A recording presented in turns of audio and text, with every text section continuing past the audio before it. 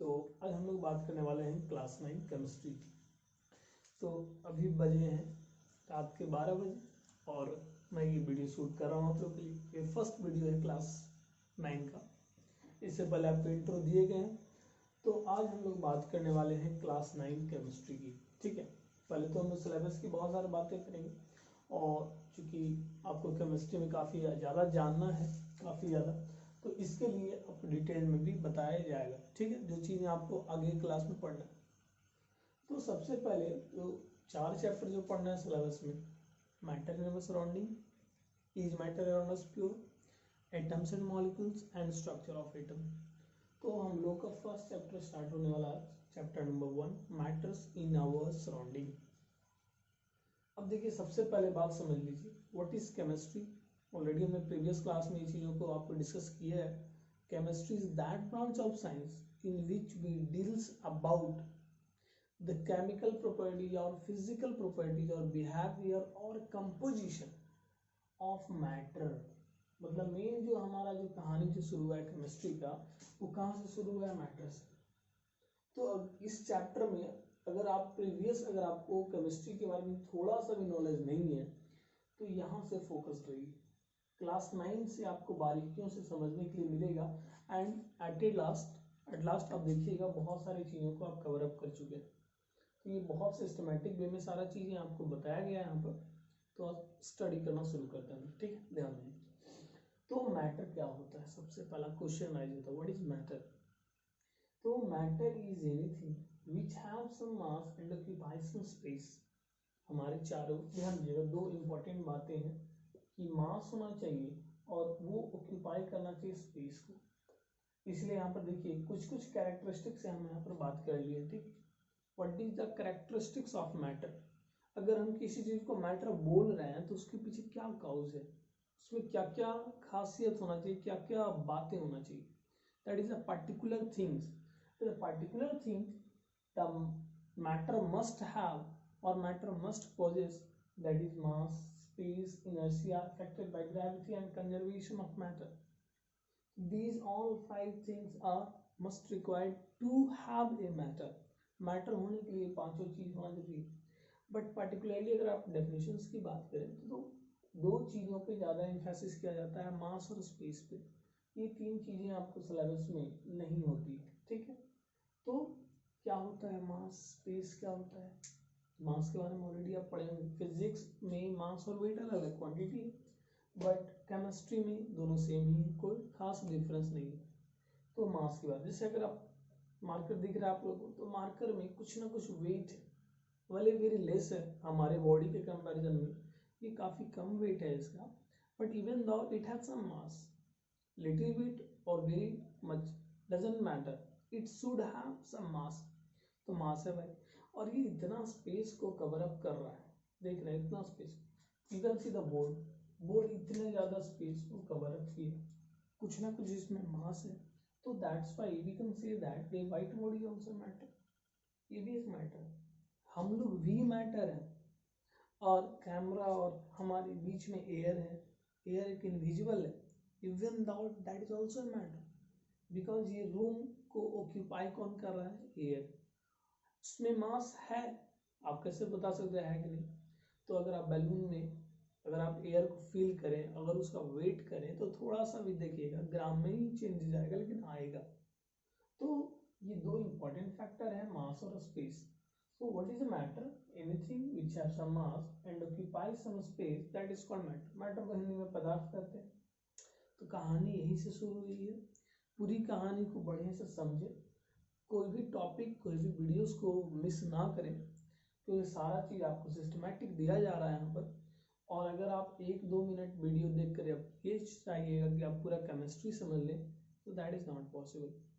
ठीक है, if you want to learn the chemistry then go through each and every points, then you can understand the basics of chemistry और the further you can understand more advance to it. तो characteristics की आज बात कर लेते हैं। सबसे पहले मास की। मास की SI यूनिट ऐसे होती है, क्या? केजी होती है, किलोग्राम। स्प्रिंग बैलेंस से नहीं मेजर करते हैं इसको, बीम बैलेंस से मेजर करते हैं। देखे होंगे आपने 2 से वजन करने वाला तराजू देखा होगा, तो उससे आपको पता किया जाता है। मास एक फिजिकल क्वांटिटी है। फिजिकल में भी कैसा होता है, स्केलर होता है। क्या होता है, स्केलर। स्केलर क्वांटिटी किसको कहते हैं पता होगा, that has some magnitude but no direction.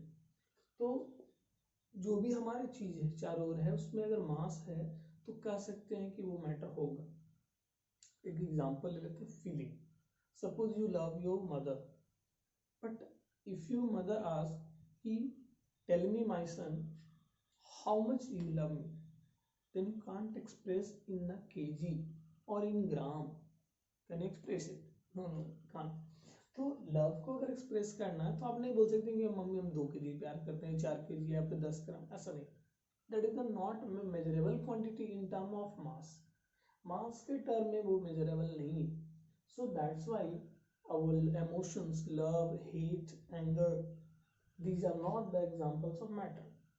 So matter होने के लिए जरूरी है कि कुछ ना कुछ मास होना चाहिए। ठीक है, एक स्पेस की बात कर ले। जैसे मान लो अगर कभी आपको गुस्सा आ गया, तो क्या गुस्सा आने से आपका साइज बहुत ज्यादा बढ़ जाएगा? गुस्सा था तो आप सिकुड़ कर ऐसे हैं और गुस्सा आने से बहुत ज्यादा फैल जाएगा? ऐसा भी नहीं, क्योंकि गुस्सा जो है, एंगर है, हमारा इमोशंस है। यहाँ 2 इंपॉर्टेंट बातें रखिएगा कि इमोशंस जो भी हमारा है, इमोशंस, ठीक है, इमोशंस, फीलिंग्स जो है, कि हम फील कर रहे हैं कि हम तुमसे दुश्मनी रख रहे हैं, तुमसे दोस्ती कर रहे हैं, हमारा फीलिंग है। ठीक है, और abstract noun, most important abstract noun की बात किया जा रहा है, जो भाववाचक संज्ञा है ना, पढ़े होंगे आप। ठीक है, एब्स्ट्रैक्ट नाउन जैसे अगर आप बात करें, ठीक है, बचपन हमारा, ठीक है, तो काइंडनेस, बहुत सारा ऐसा पढ़े होंगे। बुढ़ापा तो मेजर नहीं कर सकते हैं कि आदमी कितना बुढ़ापा हो गया, 2 kg का हो गया, 4 kg का, ऐसा कुछ नहीं हो सकता मैं।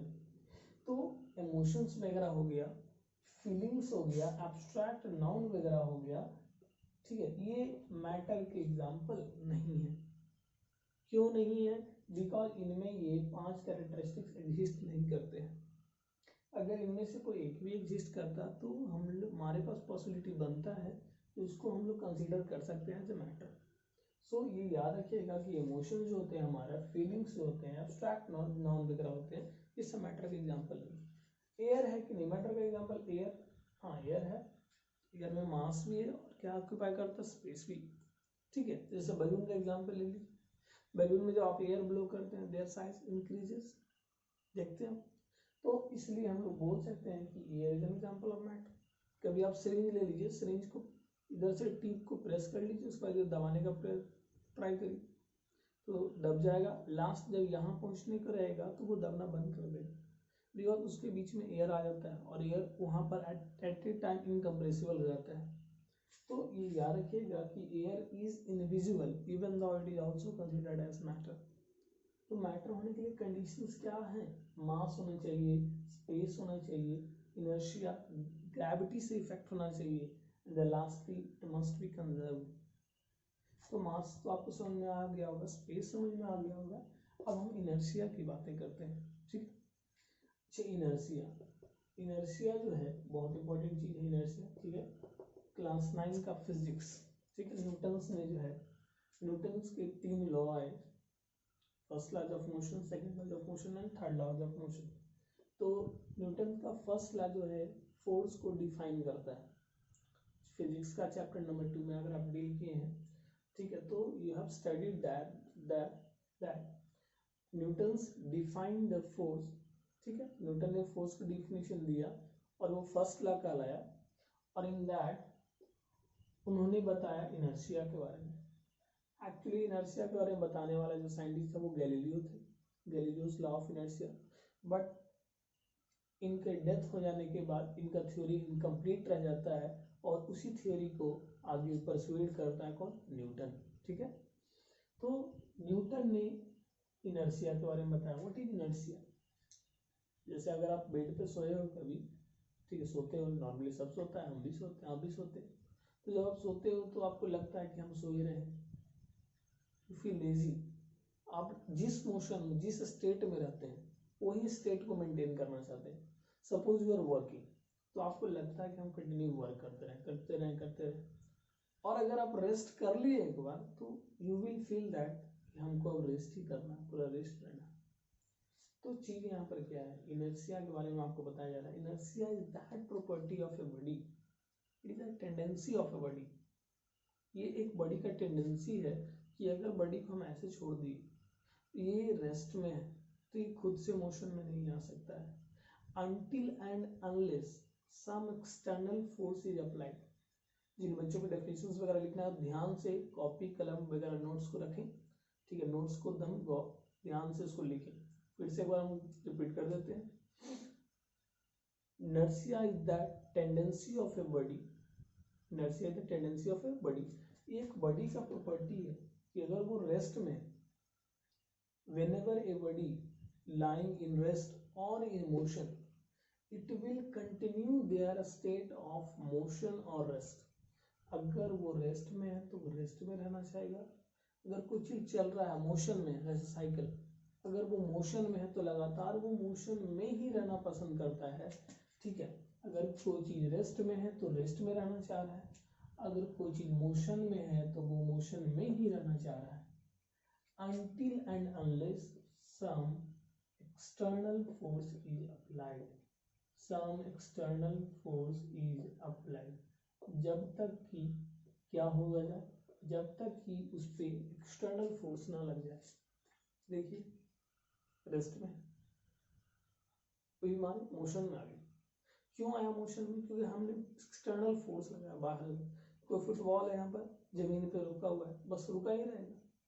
वो कब तक रुका हुआ रहेगा, जब तक कि वो कोई बाहर से कोई एक्सटर्नल फोर्स उस पर न लगा दे। तो वो फुटबॉल एक मैटर है, मैटर का एग्जाम्पल, मार्कर एक मैटर का एग्जाम्पल है। ये खुद से अपना पोजीशन को नहीं चेंज कर सकता, इसको पोजीशन को चेंज करने के लिए some external force is required. अगर आपका सेलफोन एक टेबल के ऊपर रखा हुआ है तो वो टेबल से खुद नहीं चलने लगेगा, बिकॉज वो मैटर है, और इस मैटर को मूव कराने के लिए क्या चाहिए, सम एक्सटर्नल फोर्स। जैसे आपको अब आप बोलिएगा कि सर साइकिल चलाते हैं और साइकिल चलाने के बाद क्या होता है, एक पेडल मारने के बाद खुद ब खुद साइकिल रुक जाता है, बट ये कहना बिल्कुल गलत है। Some external force is also applied there, which force is that, that is frictional force. कौन सा फोर्स होता है, फ्रिक्शनल, जो कि आपका एक मूविंग बॉल को स्टॉप कर देता है। क्या कर देता है, स्टॉप। अब बॉल क्या है, मैटर है। क्यों मैटर है, क्योंकि इसको रोकने के लिए, स्टॉप करने के लिए, इसके मोशन को चेंज करने के लिए एक एक्सटर्नल फोर्स लगा, और वो कौन सा फोर्स है, फ्रिक्शनल फोर्स। तो मेरे ख्याल से पॉइंट क्लियर हो गया होगा। डेफिनेशंस को याद कर लीजिए कि अगर कोई बॉडी रेस्ट में है या फिर मोशन में है तो वो बॉडी वो वही स्टेट को, वही अवस्था को मेंटेन करना चाहता है जब तक कि उस पर क्या ना लग जाए, एक्सटर्नल फोर्स। तो ये जरूरी है कि उसके मोशन या उसके रेस्ट को बदलने के लिए आपको बाहर से फोर्स लगाना पड़ेगा, और जिनके साथ ऐसा होगा वो कहलाएगा मैटर, और जिनके साथ नहीं होगा वो नहीं कहलाएगा। That is not the example of matter, याद रखिए। सो इनर्शिया हो गया हमारा, 3 पॉइंट्स आर क्लियर। अब है ग्रेविटी। ग्रेविटी के बारे में तो आपको ज्यादा नहीं बताना पड़ेगा, बिकॉज आप लोअर क्लासेस से ही पढ़ते आ रहे हैं। न्यूटन का ये भी दिया हुआ था, तो न्यूटन जब स्टडी कर रहे थे, आपने एप्पल वाला कहानी, बहुत ही फेमस कहानी है कि एप्पल गिरा तो है जो न्यूटन ने फाइंड किया कि अर्थ एक फोर्स लगाता है, and that force is known as force of gravity. Even earth नहीं, यूनिवर्स में जो भी दो ऑब्जेक्ट हैं एक दूसरे को एक फोर्स से अट्रैक्ट करता है, at the gravity force, gravitational force is an attractive force. कैसा फोर्स है ये, attractive. Mainly force of gravity कौन लगाता है, अर्थ लगाता है। कौन लगाता है, अर्थ। ये मार्कर है, छोड़ दिए, कहाँ चला भाई, नीचे।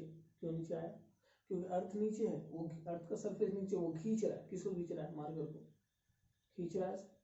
तो खींचा मतलब इस पे कौन सा फोर्स लग रहा है, ग्रेविटी। मतलब ये एग्जाम्पल है मैटर का कि नहीं, बिल्कुल है। ये बोर्ड है, टंगा हुआ है, छोड़ देते हैं, नीचे गिर गया, ग्रेविटी लगा कि नहीं लगा, लगा।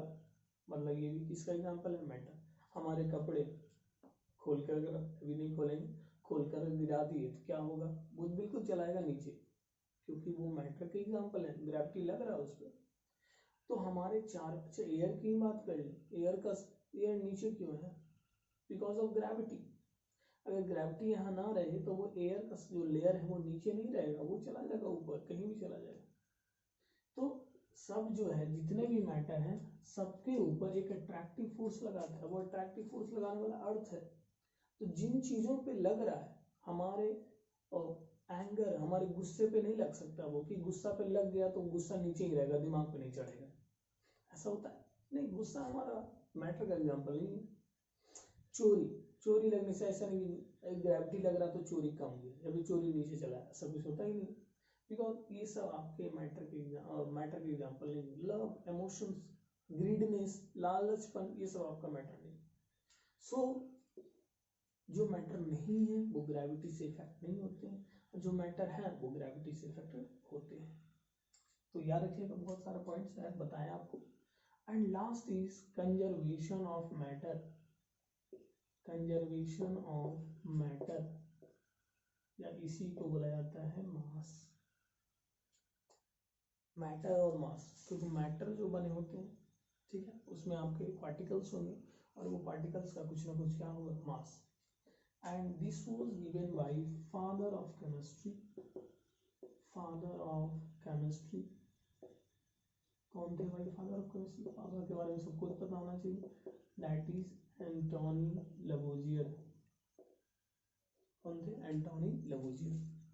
ही is known as the father of chemistry. तो एंटोनी लवोजियर के अकॉर्डिंग बहुत इंपॉर्टेंट पॉइंट है, याद रखिएगा, मैटर इज और मास, मैटर बोलिए या फिर मास है, mass is neither be created. ये बहुत इंपॉर्टेंट लॉ है, चैप्टर नंबर 3 में भी डील करना, तो याद रखिएगा, matter is neither be created nor be destroyed, during a physical change और केमिकल चेंज। तो एंटोनी लवोजियर का क्या कहना था, सुन लीजिए पूरा चीजों को, कि एंटोनी लवोजियर का कहना था कि मास या फिर मैटर जो है उसको ना ही हम लोग क्रिएट कर सकते हैं और ना ही क्या कर सकते हैं, destroy, during a physical change और केमिकल चेंज। केमिकल चेंज कहने का मतलब क्या होता है, रिएक्शन से रिलेटेड चीजें। फिजिकल चेंज मतलब ठीक है भाई, हम ऐसा था, अभी ऐसा कर दिया, चेंज आया कि नहीं आया, लेकिन इसको ऐसे से ऐसे करने में क्या इसके मास में फर्क पड़ा होगा, मैटर में कुछ चेंजेस आया होगा? बिल्कुल नहीं, क्योंकि क्या है आपका मैटर। ठीक है, अभी आपको गुस्सा आ रहा है, 10 मिनट बाद देखते हैं गुस्सा कम जाता है या बढ़ गया, देखो कैसे वो खुद ब खुद बढ़ रहा है या घट रहा है। लेकिन यहाँ ऐसा नहीं है, ये बोर्ड है तो बोर्ड है तो बोर्ड को हम एक जगह से दूसरी जगह लेके चले जाए तो इसके मास में कुछ फर्क नहीं पड़ेगा। अगर आप एक रिएक्शन करवाते हैं, सपोज बहुत ही फेमस एग्जांपल आपको ले लेते हैं कि हाइड्रोजन आपने लिया और हाइड्रोजन ऑक्सीजन के साथ रिएक्ट करवाया और ये बन गया क्या, सबको पता है क्या बनता है हाइड्रोजन ऑक्सीजन मिलकर, वाटर। तो अगर आप 1 ग्राम हाइड्रोजन लिए, 8 ग्राम ऑक्सीजन लिए तो 9 ग्राम वाटर बनेगा, ये पक्का है, फिक्स है, बिकॉज ये कहलाता है रिएक्टेंट और ये क्या कहलाता है, प्रोडक्ट। क्योंकि एंटोनी लवोजियर का कहना था दूसरा, इसी चीज को दूसरे शब्दों में रिप्रेजेंट कर सकते हैं, mass of reactant is always equal to mass of product. तो ये कैसे कर पा रहे हैं, इसको तो डिटेल में हम चैप्टर नंबर 3 में बताएंगे। ऐसे आप ये समझ लीजिए कि एंटोनी लवोजियर का कहना था दूसरे शब्दों में कि रिएक्टेंट का मास होता है वही मास क्या होता है, प्रोडक्ट। रिएक्टेंट में कौन था, हाइड्रोजन और ऑक्सीजन, प्रोडक्ट में कौन बना, वाटर। दोनों का सम कर दिया, 8+1 9 हो गया, और वाटर का सम देखिए 9। तो अगर मान लिए फॉर एग्जांपल ले लिए, मैग्नीशियम ले लिए, ऑक्सीजन ले लिए, मैग्नीशियम 4 ग्राम, ऑक्सीजन 2 ग्राम, तो भाई प्रोडक्ट कितना बनेगा, ऐड कर दीजिए 4+2 6 ग्राम। तो जस्ट एन एग्जांपल आपको बताया जा रहा है कि मैटर इज कंजर्व्ड। कंजर्वेशन का मतलब होता है जो इनिशियल है वो फाइनल है। तो रिएक्शन के इनिशियल क्या होता है, रिएक्टेंट, फाइनल कौन होता है, प्रोडक्ट। तो दोनों का मास क्या होना चाहिए, बराबर होना चाहिए, सेम होना चाहिए। तो आपको तो और इस चीज को बहुत बेहतर से समझना है। तो आज के टॉपिक में हम लोगों ने क्या सीखा, बेसिकली हमने डील किया कि कैसे आपका मैटर होता क्या है, मैटर होने के लिए क्या क्या कंडीशंस है। तो आगे की क्लास में और ज़्यादा बेहतर तरीके से सीखेंगे। सो हमारा नाम सिर्फ काम से बनता है, If you really like our videos, then please like it, subscribe it and share it. ठीक है, अगर आपको पसंद आए तो, ठीक है, there is no need to, compulsory नहीं है, ठीक है. I am Ashirwad Kumar, I am teaching the chemistry. So if you like the video, please subscribe it, like it. That's all.